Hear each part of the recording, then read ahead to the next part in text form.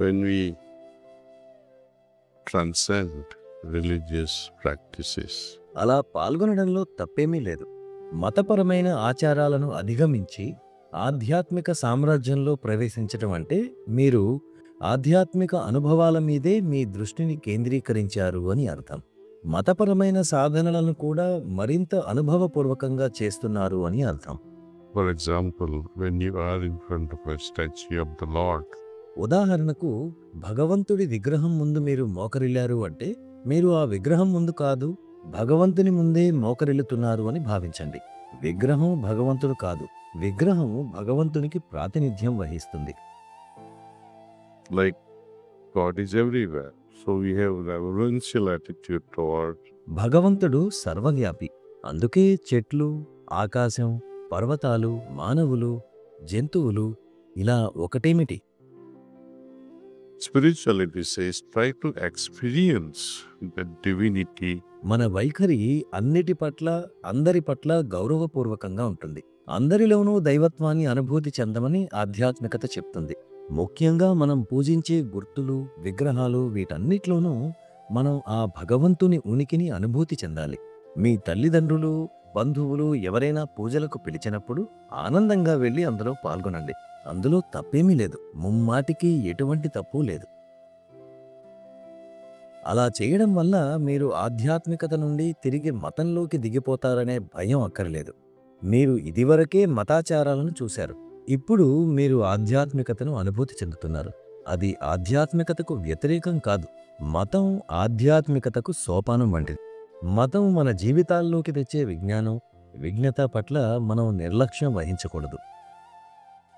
Knowledge system which religion brings about in our life, they're great. As I said, worshipping is great. అవన్నీ గొప్పవి, పూజించడం గొప్పదే, భగవంతుని విగ్రహం ముందు ప్రణమిల్లడం కూడా గొప్పదే. అయితే దాన్ని అనుభవపూర్వకంగా తెలుసుకోండి. Be it temple or when you go to a church. గుడికి వెళ్ళినప్పుడు లేదా చర్చికి వెళ్ళి యేసుక్రీస్తు విగ్రహం ముందో లేదా శిలువ ముందో నిలబడినప్పుడు మీరక్కడికి ఎందుకు వచ్చారో గుర్తుంచుకోండి. క్రీస్తు జీవితాన్ని గౌరవించడం, ఆయన ఏ విలువల కోసమైతే జీవించారో ఆ విలువలను, ఆయన ప్రేమతత్వాన్ని, Love and sacrifice. Similarly, త్యాగాన్ని మనసులో కూడా ఇముడ్చుకోవడం. అలాగే దేవాలయాలకు వెళ్ళినప్పుడు వ్యవస్థల విలువలను, ఆలయ విలువలను అర్థం చేసుకోండి. మనకు అనేక మంది దేవుళ్ళు, దేవతలు ఉన్నారు. అయితే వారిలో ప్రతి ఒక్కరూ ఏదో ఒక విశిష్టతను కలిగి ఉన్నారు. దానిని అర్థం చేసుకోవడానికి ప్రయత్నించండి. ప్రతి ఆచారానికి ఒక ప్రాముఖ్యత ఉంది. ఆ ఆచారంలోని విలువను, అందులోని పరమార్థాన్ని మనం తెలుసుకోము. అయితే కొందరు వ్యక్తులు, ప్రత్యేకించి గ్రామీణులు, ఆచారాలను ఎందుకు చేస్తున్నామో తెలియకపోయినప్పటికీ, వాటి విశిష్టత గురించి పూర్తి అవగాహన లేకపోయినప్పటికీ ఇప్పటికీ వాటిని కొనసాగిస్తూనే ఉన్నారు. మనం ఆ విజ్ఞతను కోల్పోయాము. ఈ ఆచారాలు ఎందుకున్నాయి, వాటిని ఎందుకు పాటించాలి అన్న విషయాన్ని తెలుసుకోవలసిన బాధ్యత మనపై ఉంది. we do what we do. I'll share some knowledge that I have received. హనుమంతుడిని, దుర్గామాతను, శివుడిని, అలాగే గణేశుని, వీరందరినీ మనం ఎందుకు పూజించాలి అన్న విషయానికి సంబంధించి నేను పొందిన కొంత జ్ఞానాన్ని మీతో కూడా పంచుకోవాలి అనుకుంటున్నాను. వీరందరూ దేనికి ప్రాతినిధ్యం వహిస్తున్నారు? For example, Lord Shiva. Every statue that we have seen of Lord Shiva, or every photograph we have seen of Lord Shiva, ఉదాహరణకు భగవాన్ శివుడు. శివుని ఏ విగ్రహం లేదా చిత్రపటాన్ని మనం చూసినా మనకేం కనబడుతుంది? వారు ధ్యాన ముద్రలో కూర్చొని ఉంటారు, ధ్యాన నిమగ్నులై ఉంటారు. there is this cobra around his neck, there's a trishul behind, వారి మెడ చుట్టూ ఒక నాగసర్పం చుట్టుకొని ఉంటుంది, వెనుక త్రిశూలం ఉంటుంది, వారి తలపై చంద్రుడు ఉంటాడు. ఇంకా వారు పూర్తిగా మంచుతో నిండిన కైలాస శిఖరంపై కూర్చుని ఉంటారు. Now, when you imagine this situation, ఇలా మనం వారిని చూసి శాశ్వతంగా వారక్కడే మంచులో అలానే కూర్చుని ఉంటారని అనుకుంటామా? But it says that though the environment is against you, అయితే ఇది ఏం తెలుపుతుందంటే వాతావరణమంతా కూడా మీకు పూర్తి వ్యతిరేకంగా ఉన్నా కూడా ప్రతిదీ వ్యతిరేకమైనప్పటికీ కూడా మీరు ధ్యానంలో ఉండాలి. ధ్యానమగ్నులు కాగలగాలి. ఇది ఒకటి. ఇక రెండవది, వారి ధ్యానం మనకు ఏం తెలియజేస్తుందంటే దేవీ దేవతలు కూడా ధ్యానం చేయాల్సి ఉంటుంది. they also need to meditate. ఇంకా వారు ఎవరి గురించి ధ్యానం చేస్తున్నారు అనేది కూడా మనం తెలుసుకోవాలి. వాళ్ళు ఎందుకు ధ్యానం చేస్తున్నారో తెలుసుకోవాలి. जैसे हिंदी में बोलते हैं ना, हम किस खेत की मूली है को हम नहीं करेंगे. హిందీలో చెప్పినట్లుగా మనం ఇతరుల హితాన్ని గురించి మాట్లాడతాం కానీ మనం కూడా చేయాలి కదా. ఆ సర్పం అనేది ప్రమాదాలను వ్యక్తపరుస్తున్నది. అలాగే అది ఇంద్రియ లోలత్వాన్ని సూచిస్తుంది. ధ్యానం ద్వారా ఎవరైతే భయము, ఇంద్రియ విషయాల పట్ల నియంత్రణ కలిగి ఉంటారో వారే భగవాన్ శివుడు. మనం ఆ లక్షణాలను అలవర్చుకోగలగాలి.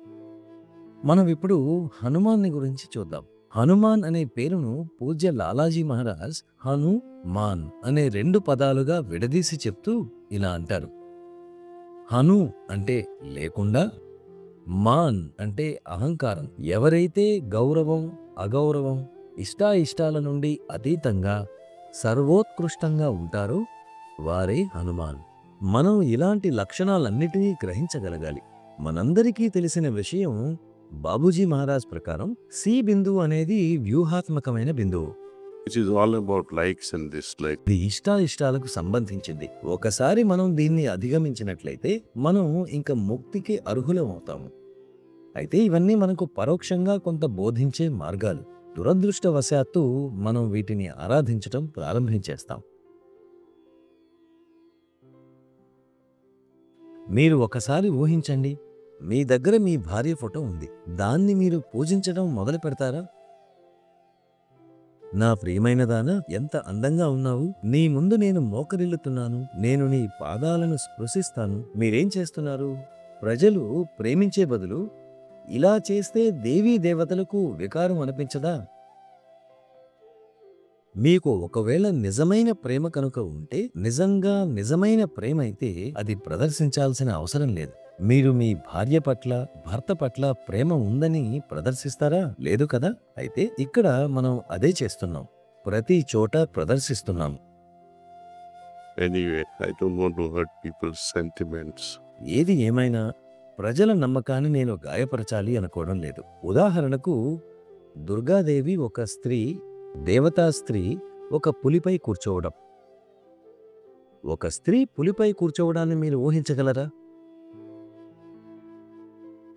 Again, it shows goddess.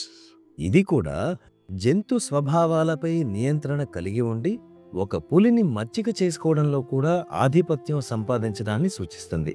ఆమె భయం లేనిదని దీని అర్థం. మనం కూడా ఆమెలా భయం లేనివారిగా తయారవ్వాలి. So, all these things that we are worshipping, మనం ఆరాధించేవన్నీ కూడా ఏదో ఒక బలమైన సందేశాన్ని ఇస్తాయి. కనీసం ఏదో ఒక రోజు అది మన తలకి ఎక్కుతుంది అని. కానీ అది ఎప్పుడూ మన తలకెక్కదు. ఎందుకంటే మనం పూజను ఒక ఆచారంగా, అలవాటుగా, భయం వలన, ఆశల వలన చేస్తుంటాము. అందువలన ఎందుకు చేస్తున్నాం, ఏం చేస్తున్నామనే వాస్తవిక జ్ఞానం మనలో కలగదు. గణేశుడి సంగతేమిటి? to me, నా దృష్టిలో అది మన ఋషులు సృష్టించిన ఒక అందమైన చిహ్నం. మీకు సహజ మార్గ సిద్ధాంతం తెలుసు. the fundamental thing is that we transform ourselves. అందులో ప్రాథమికమైనది ఏమిటంటే జంతు స్థాయి మానవుడి నుండి మానవీయ మానవుడిగా మారటం. And then we transcend. ఆ తరువాత మనం దివ్యత్వపు స్థాయికి అధిగమిస్తాం. అదే మన వికాసం. When you observe Ganesha standing and dancing in the rain, గణేశుడు తలపై గొడుగుతో వర్షంలో నృత్యం చేయడం చూసినప్పుడు మీ మనసులో ఏమనిపిస్తుంది? నా దృష్టిలో అది మొత్తం సహజ మార్గ యాత్రను సూచిస్తుంది. Then an elephant being portrayed as human walking on two legs and dancing in the rain. ఒక ఏనుగు మనిషిలా చిత్రీకరించబడి రెండు కాళ్లపై నడుస్తూ, తలపై గొడుగుతో వర్షంలో నాట్యం చేస్తూ, తన చిన్న ఎలుకతో నడుస్తూ, అది ఎంతో ఆనందకరమైన స్థితి, పరమానంద స్థితి, సత్ చిత్ ఆనంద స్థితి. ఈ దృశ్య చిత్రీకరణ మానవుని నుండి మానవీయునిగా, దివ్య మానవుడిగా మారటాన్ని సూచిస్తుంది. And all this can happen when if an elephant can sit on a mouse and ride. Is it really possible?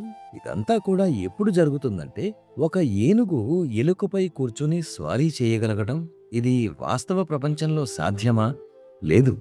కానీ మీరు మీ జీవితాన్ని అత్యంత అల్పమైన ప్రాణిని కూడా బాధింపనట్లుగా గడపాలి అనే ప్రాథమికమైన సత్యానికి చిహ్నం. ఎందుకు చేస్తున్నాము, ఏం చేస్తున్నామనేది మనల్ని మనం ఎల్లప్పుడూ ప్రశ్నించుకోవాలి.